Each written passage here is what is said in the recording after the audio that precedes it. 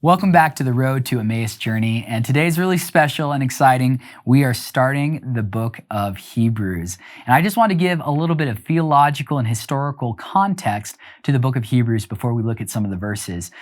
The book of Hebrews is incredibly significant and special in that it is widely regarded as one of two of the most theological, significant epistles in the New Testament, the other one being the book of Romans. But the book of Hebrews, which is 13 chapters long, features a high Christology, which means it's a high theology regarding Christ. It's similar, in fact, to the book of Colossians because it speaks about the centrality, the preeminence, and supremacy of Christ. It'll say things even in the first chapter that very much parallel or mirror what is said in Colossians, that Jesus is the exact representation and image of God, that he created all things, and that he sustains and upholds all things by the word of his power. But it gets so much deeper even than the book of Colossians in the fact that it talks a lot, extensively about the Old Testament, about Israel's heritage and history and the Levitical system and the sacrifices and the covenants. And it's going to use all of these allusions and references to the Old Testament. In fact, it's going to quote the book of Psalms 18 times, which is amazing because a lot of people, at least in modern Christianity, don't see Psalms, the book of Psalms, as being incredibly doctrinal. They see it more devotional or something that I read when I'm upset and I want to just remind myself that God is there. But no, the author of Hebrew is going to use the book of Psalms to give credibility of some of the claims that he's making. And so the book of Hebrews is also a polemic, meaning it is an argument. So he is trying to make an argument that Christ is better than, that's a theme that you're going to see, more superior than all of these other things. In the first chapter, it's going to be about angels, but then it's going to be the sacrificial system. It's going to be Old Covenant versus New Covenant. And that is probably, if I had to give Hebrews a summary, a one-sentence summary, the book of Hebrews is about the new covenant made through Jesus Christ. And so you're going to see a lot of contrasting the old covenant to the new covenant and why this new covenant is superior.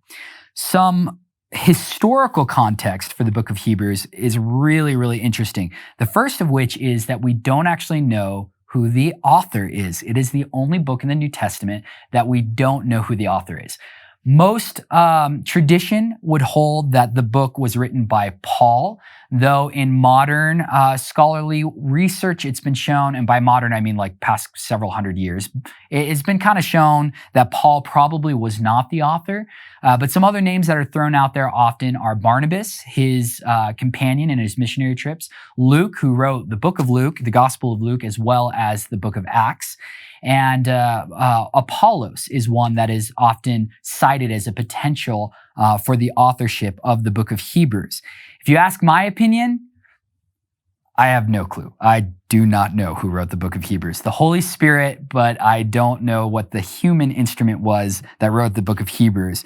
Part of the reason we don't know who wrote the book of Hebrews is because there is no introduction to the author like in many of the other epistles, and there's no real benediction that makes clear who the author is either. The book of Hebrews is written in Greek, which is really interesting. A lot of people think it's written in Hebrew because of the name, but it's written in a very high level Greek, which makes people think that it was probably or possibly Luke or Apollos. What we don't know about the author, we also don't know about the audience.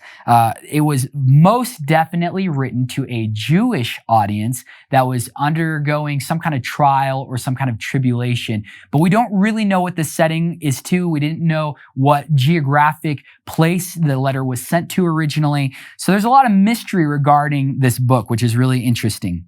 But now just getting into the first chapter of Hebrews, it says this in Verse 1, long ago, at many times and in many ways, God spoke to our fathers by the prophets.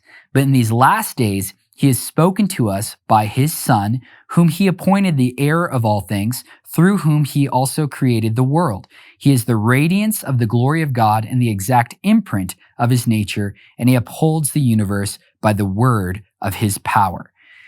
So really quick to note there, he is giving the theological background that I mentioned of the book, which is that in many ways, God spoke to his people, the people of Israel, through the prophets, but now he is decidedly doing something differently.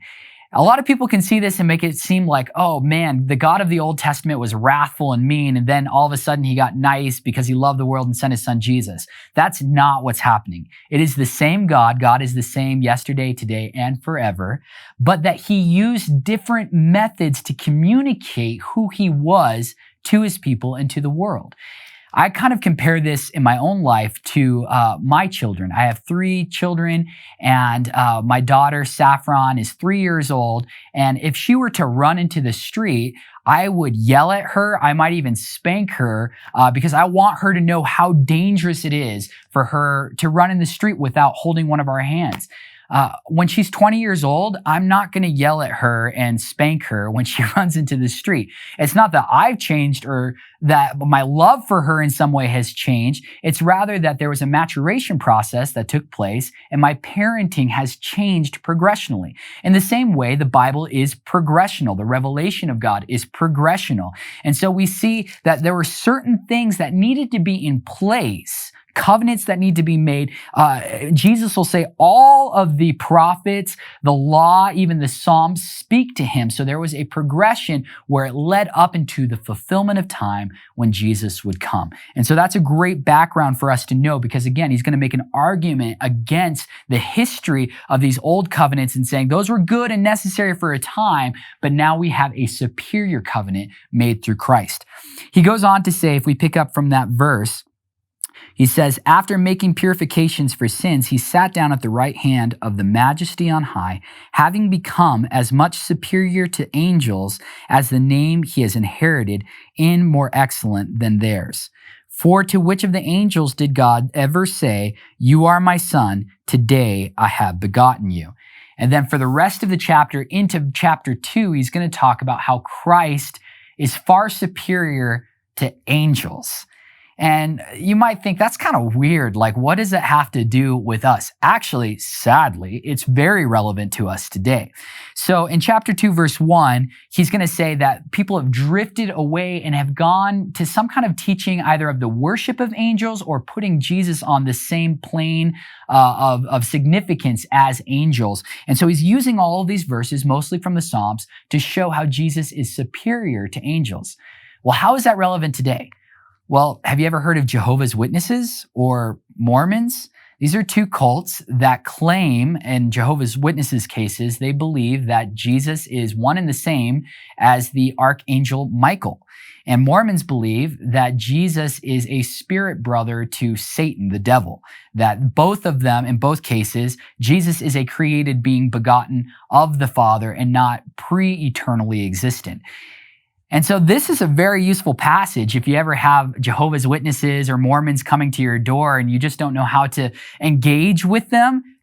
Take them to the book of Hebrews. Start in chapter 1, sit them down and have a conversation and see what they can gain by intently looking at the first chapter of Hebrews. Anyway, really excited for all of us as we're going through the book of Hebrews. This is, again, a very special epistle, and I know that God will use it mightily in our lives. Thanks for joining us. Until next time.